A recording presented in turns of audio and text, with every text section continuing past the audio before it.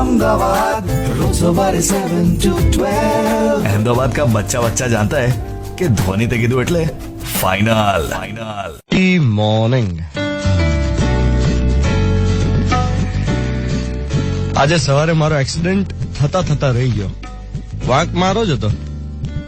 આગળ જતી હતી એક બસ અને હું મારી જ ધૂનમાં ગાડી ચલાવતો હતો।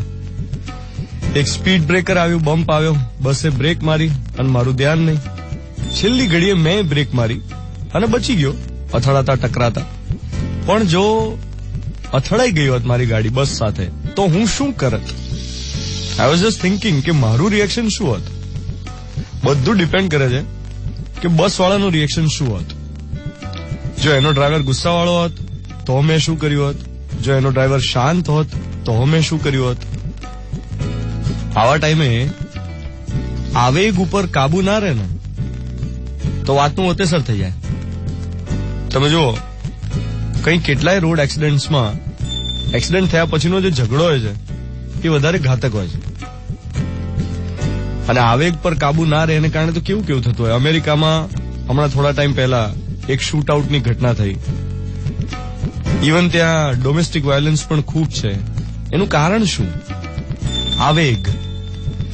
આવેગના કારણે, ઉશ્કેરાટના કારણે માણસ ઘણું બધું ગુમાવતો હોય છે। મિત્રો ગુમાવે, સ્વજનો ગુમાવે, સંબંધો ગુમાવે।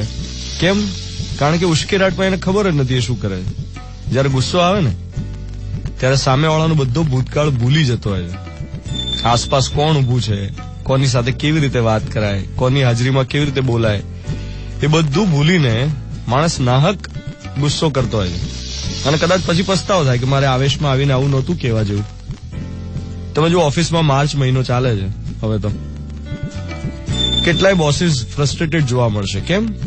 કારણ કે એમના બોસનું પ્રેશર હોય, ઉપરથી પ્રેશર આવ્યું હોય એટલે ઉપરથી ફ્રસ્ટ્રેશન છે નીચે સુધી પહોંચે। બધા એક આવેગમાં, આવેશમાં, ઉશ્કેરાટમાં જોવા મળે। કેમ? ટાર્ગેટ પૂરા કરવાના છે, સ્ટ્રેસ છે એટલે ફ્રસ્ટ્રેશન પાસ ઓન કરે બધા એકબીજા ઉપર। બાપરે બાપ। અને ઘણા તો એવા હોય કે પછી પોતાની જાત માટે એને સ્વીકારી લીધું હોય કે હું આવો જ છું, કે હું આવી જ છું। હા ભાઈ, મન તો ગુસ્સો આવે ને ત્યારે હું આવું બોલી નાખું। અરે એવું થોડી ચાલે। પણ ઘણા તો એ ડિફેન્સ મિકેનિઝમ તરીકે યુઝ કરે, ભાઈ હું તો આવો જ છું, તારાથી થાય કર લે।